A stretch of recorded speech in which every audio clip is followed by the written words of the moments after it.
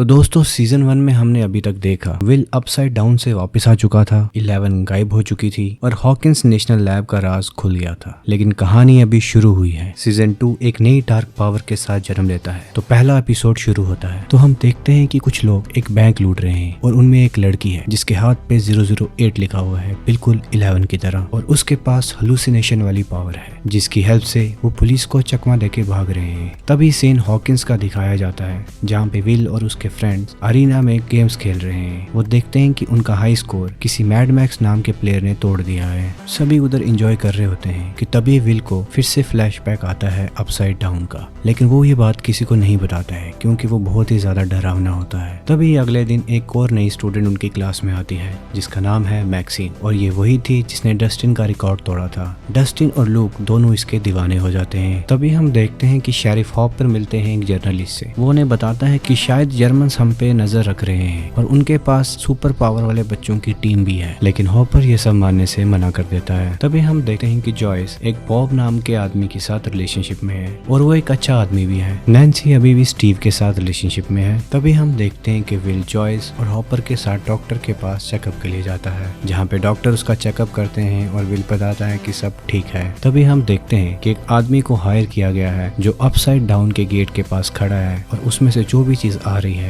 वो उसको flame gun के साथ जला रहा है। नैन्सी और जोनाथन बॉब के घर जाते हैं और वो बताते हैं कि उन्होंने एक बॉमन नाम के आदमी को हायर किया है ताकि उनकी बेटी के बारे में उनको खबर मिल सके जो असल में मर चुकी है। माइक वॉकी टॉकी से 11 को ढूंढ रहा है, लेकिन डस्टिन उसको रिस्पॉन्ड करता है और उसका मजाक बनाता है। माइक जब से 11 गायब थी तब से चिड़चिड़ा हो गया था। तभी हॉपर अपने घर जाता है और वहाँ हम फाइनली 11 को देखते हैं। दरअसल 11 जब अपसाइड डाउन वर्ल्ड में फंस गई थी तो उसे डोमिगॉर्गन का बना एक रास्ता मिलता है, वहाँ से वो बाहर आ जाती है। जैसे ही वो माइक के पास जाती है तो वहाँ पर गवर्नमेंट एजेंट्स को देख वो जंगल में भाग जाती है, जहाँ पे उसे हॉपर मिलता है और हॉपर उसे अपनी ग्रैंडफादर के एक कैबिन में रख लेता है। हॉपर उसे वहाँ रहने के लिए कुछ रूल्स बताता है और जब वो ट्रिक एंड ट्रीट के लिए बाहर जाना चाहती है तो वो उसे कहता है कि हम चुपचाप बैठ के मूवी देखेंगे। और यहाँ पे हमारा स्कॉट स्कूल जाने के लिए एक्साइटेड है और हैलोवीन सेलिब्रेट करने के लिए गोस्ट बस्टर्स का कॉस्ट्यूम पहन कर आते हैं, लेकिन वहाँ पर किसी भी बच्चे ने कॉस्ट्यूम नहीं पहने होते जो काफी ज्यादा एम्बैरेसिंग था। तभी लूक और डस्टिन मैक्सिन से बात करते हैं और उसे अपना ग्रुप ज्वाइन करने को कहते हैं, लेकिन वो मना कर देती है। मैक्सिन अपने स्टेप ब्रदर के साथ रहती होती है जो दरअसल काफी ही ज्यादा गुस्सैल था। वो अपनी गाड़ी से विल और उनके दोस्तों को कुचलने ही वाला होता है कि मैक्सिन उन्हें बचा लेती है। तभी ही हॉपर के पास एक नया केस आता है जिसमें किसान शिकायत करते हैं कि उनके पंपकिन्स बर्बाद हो रहे हैं। तभी हम देखते हैं कि नैन्सी और स्टीव में कुछ बहस हो रही है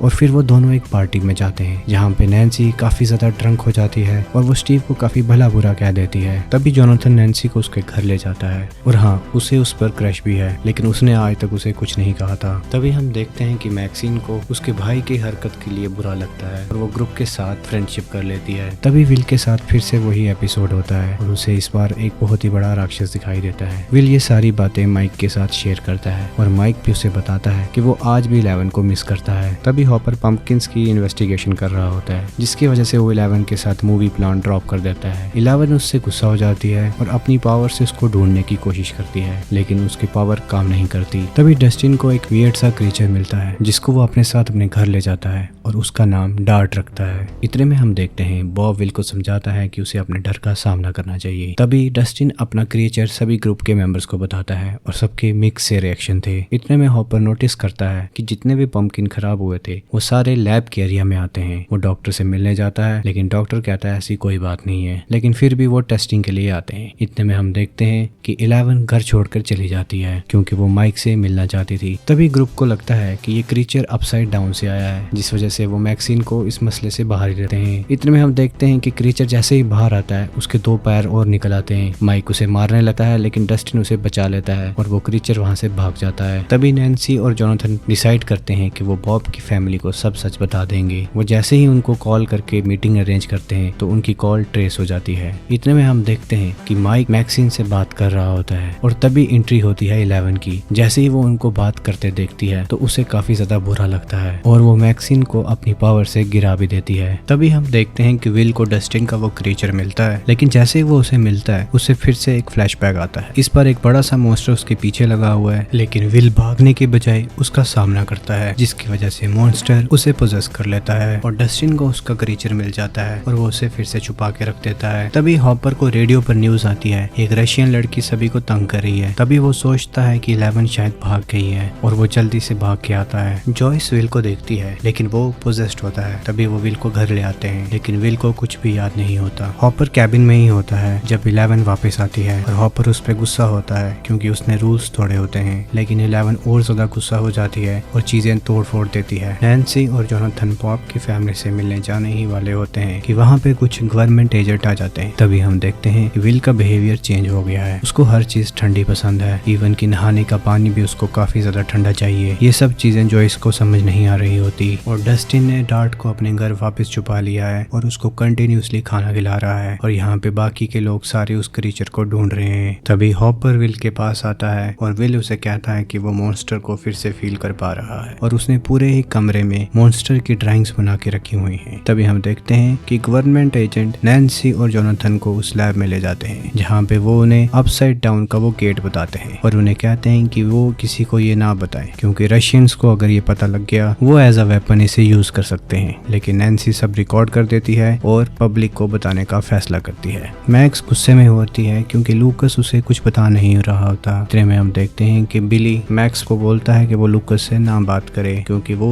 एक रेसिस्ट है। तभी हम देखते हैं कि 11 को अपनी फाइल मिलती है जिसमें उसको उसकी मदर के बारे में पता लगता है और वो अपनी पावर से उसको ढूंढती है। तभी डस्टिन घर पे वापस आता है और वो देखता है कि डार्ट अपना पिंजरा तोड़ बाहर चला गया है और उसने उसकी बिल्ली को भी खा दिया है। ये काफी ज्यादा स्केरी था। वो एक मिनी डेमिगोर्गन होता है। हॉपर पंपकिन फॉर्म में जाता है और खुदाई करता है और वहाँ पे उसे एक बहुत ही बड़ी गुफा मिलती है और जब वो टनल के अंदर जाता है तो थोड़ा ही चलने के बाद वो बेहोश हो जाता है। तभी हम देखते हैं कि नैन्सी और जोनाथन आपस में करीब आ गए हैं। डस्टिन अपनी मदर को भेज के डार्ट को पकड़ने के लिए रेडी हो जाता है और वो उसको पकड़ने में भी सफल हो जाता है।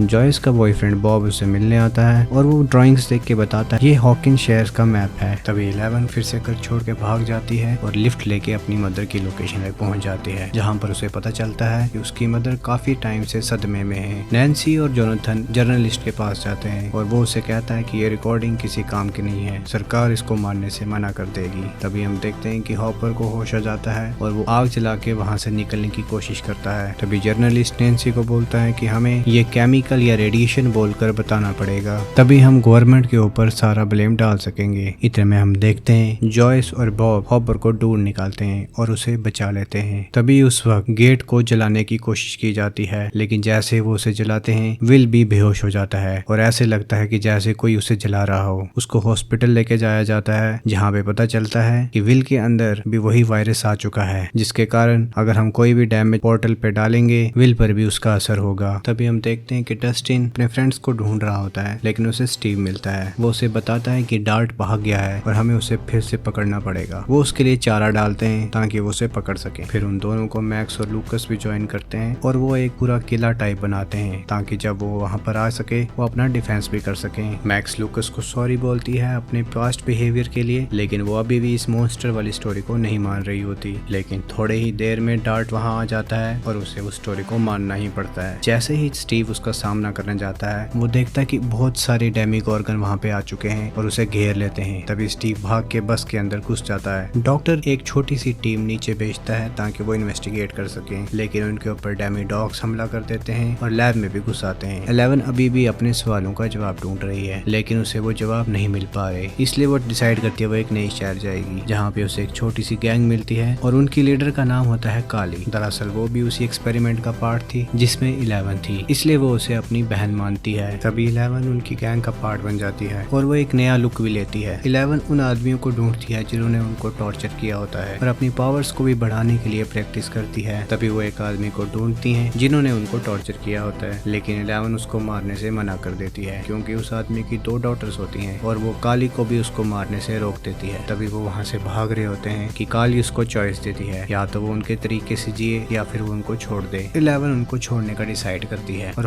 हॉकिंस वापस चली जाती है। तभी हम देखते हैं कि लैब में डेमोडॉग्स ने सभी साइंटिस्ट को मार दिया है। दरअसल विल मॉन्स्टर के लिए स्पाई का काम कर रहा है, इसलिए विल को बेहोश कर दिया जाता है। वो बेहोश विल को अपने साथ एक सेफ कमरे में रह जाते हैं और वहाँ पे बैरिकेड बना देते हैं। लेकिन अब उनको वहाँ से बाहर निकलने के लिए पावर चाहिए थी, लेकिन पावर हॉपर ठीक नहीं कर सकता, इसलिए बॉब फैसला करता है कि वो जाएगा। लेकिन जैसे ही पावर को वो ठीक करता है, डेमोडॉग्स उस पे हमला कर देते हैं और जॉयस के सामने ही उसको मार देते हैं। तभी हॉपर वहाँ से निकल जाता है। तभी रास्ते में उसको हमारा स्क्वाड भी मिलता है और वो उनको लेके अपने साथ विल के घर चला जाता है। तभी वहाँ पे उन्हें पता चलता है कि एक मॉन्स्टर जिसका नाम माइंड फ्लेयर रखा गया है, वो दुनिया में स्प्रेड होकर पूरी दुनिया को खत्म करना चाहता है। वो विल के थ्रू माइंड फ्लेयर का पता करना चाहते हैं, लेकिन वो उन्हें कुछ नहीं बताता और माइंड फ्लेयर उनके ऊपर हमला कर देता है डेमोडॉग्स के थ्रू। तभी हम देखते हैं कि डॉग्स अपने आप मर जाते हैं। तभी एंट्री होती है 11 की। दरअसल उस डॉग को 11 नहीं मारा होता है। सारे 11 को देख काफी खुश होते हैं और तभी उनको पता चलता है कि सारा टाइम 11 हॉपर के साथ थी और वो उसके ऊपर गुस्सा करते हैं। लेकिन अभी उन्हें प्लान बनाना था कि कैसे विल को भी बचाया जाए और इस माइंड फ्लेयर को भी रोका जाए। तभी गैंग स्प्लिट होती है। हॉपर और 11 लैब में जाते हैं ताकि वो उस पोर्टल को बर्बाद कर सकें। नैन्सी, जॉयस और जोनाथन यहीं रुकते हैं और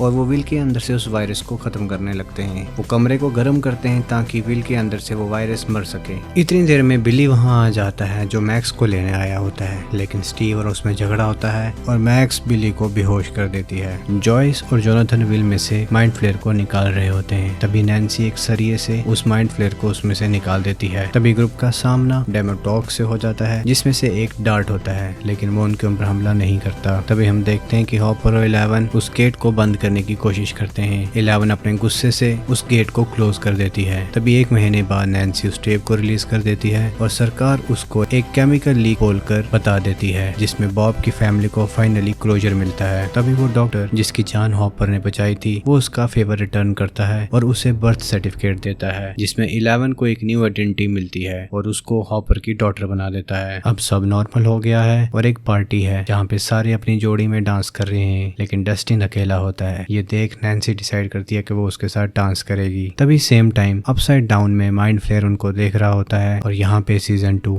एंड हो जाता है। तो दोस्तों, कैसा लगा आपको ये सीजन? अगर सीजन अच्छा लगा हो प्लीज लाइक, कमेंट, शेयर करें। मैं आपको मिलता हूँ अगले सीजन के साथ जल्द ही। तब तक के लिए अलविदा।